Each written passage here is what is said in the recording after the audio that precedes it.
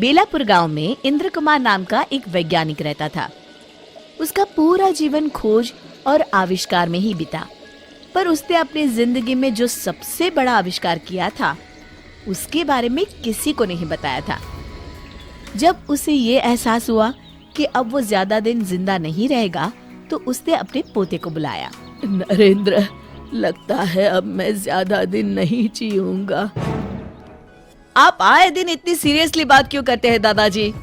मेरी बात ध्यान से सुन। एक ऐसा राज है जो आज तक सबसे छुपा हुआ है। क्या मैं आपका गोद लिया हुआ पोता हूँ दादाजी?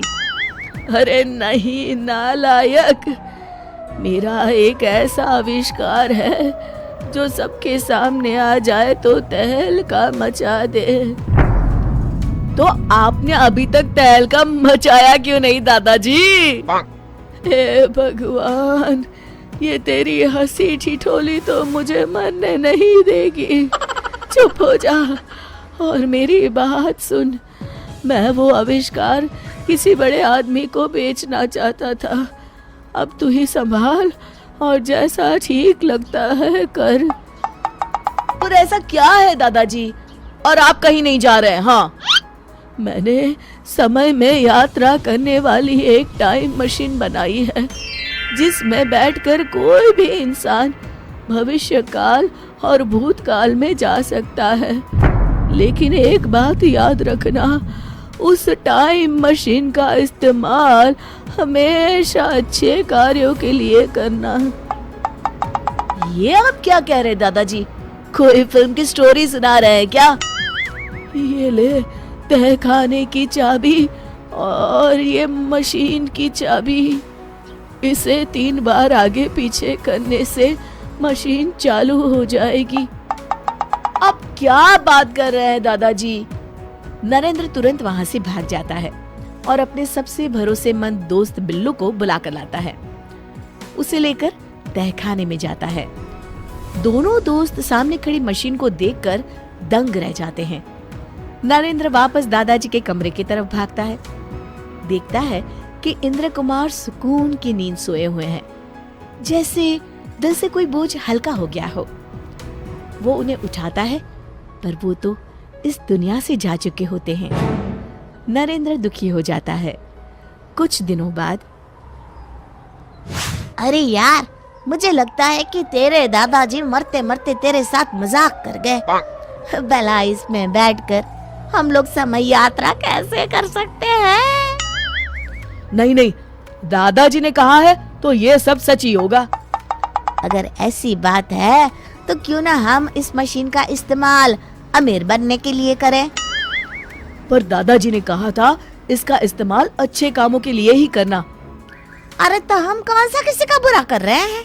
अपनी भलाई करने में क्या बुराई है दोस्त, बताओ तो जरा। बात तो सही है। बचपन में मैंने दादाजी को किसी से कहते सुना था कि हमारे गांव के पास वाले जंगल में आज से 50 साल पहले कुछ डाकू एक बड़ा खजाना छुपा कर चले गए थे। लोगों ने उस खजाने को बहुत ढूंढने की कोशिश की, लेकिन वो उन्हें कभी नहीं मिला।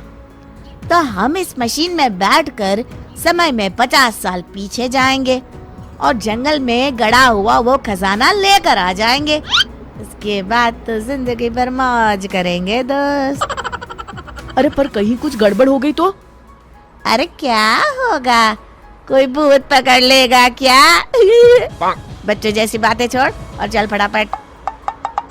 तो चलो फिर, देर किस बात की? दोनों मशीन में बैठ जाते हैं। नरेंद्र मशीन शुरू कर देता है और देखते ही देखते वो सालों पीछे जाने लगते हैं। लगता है हम दोनों पहुंच गए हैं। अरे ये क्या, सामने से कुछ डाकू आ रहे हैं। ओह, मतलब ये डाकू मंगल सिंह अपने आदमियों के साथ खजाना लेकर आ रहा है। सुनो, अब जल्दी से इस पेड़ के पास सारा खजाना छुपा दो। हाँ हाँ सरदार, किसी को कानो कान खबर नहीं होगी कि हमने सारा खजाना कहाँ छुपा रखा है। अरे अब तुम लोग खड़े खड़े मेरा मुंह क्या देख रहे हो? जल्दी से खुदाई शुरू करो। हे भगवान, इतना सारा पैसा! हे भगवान, इतना सारा पैसा और सोना! बिल्लू का मुंह खुला रह जाता है। अरे मुंह बंद कर ले, मुंह में मच्छर ना चला जाए। और कहीं गलती से आवाज निकल गई ना तो ये मंगल सिंह हम दोनों को ही मच्छर की तरह मसल देगा। हाँ। डाकू जमीन में खजाने से भरा बक्सा गाड़ देते हैं। हमारा काम हो गया है, अब यहाँ से चलते हैं। चलो फटाफट खजाना लेकर यहाँ से पहली फुर्सत में रवाना होते हैं। हाँ चलो। दोनों खुदाई करके बक्सा बाहर निकाल लेते हैं। अरे भाई, ये बक्सा तो बहुत भारी है, लगता है हमारी आने वाली कई पीढ़ी बैठ कर खाएगी। तभी नरेंद्र कुछ सोचता है और घबरा जाता है। अरे क्या हुआ भाई, तेरे चेहरे का रंग क्यों बदल गया? अब तो खजाना हमें मिल चुका है। अरे अभी मुझे याद आया, मेरे दादाजी ने ये भी बताया था कि इस पेड़ पर एक चुड़ैल भी रहती है, इसलिए इस खजाने को ढूंढने जितने लोग भी गए थे आज तक कोई वापस नहीं आया। अरे मर गए रे, भगवान करे अभी चुड़ैल सो रही हो। चलो भागते हैं यहाँ से। अपनी मशीन की चाबी तो उठा लो। अरे हाँ। अरे पर ये कौन बोला? दोनों ऊपर देखते हैं। पेड़ पर उन्हें एक डरावनी चुड़ैल बैठी दिखाई देती है। देखिए चुड़ैल जी, मैंने तो अभी तक शादी भी नहीं की है, मैं तो बेकार में लालच पे पड़ गया। एक काम करते हैं, इस खजाने के 3 हिस्से कर लेते हैं, खुश? अरे वो लालची इंसान, जान से ज्यादा खजाना प्यारा है क्या तुझे? देखिए चुड़ैल जी, हाँ पूरा खजाना ले लीजिए, बस हमें घर जाने दीजिए।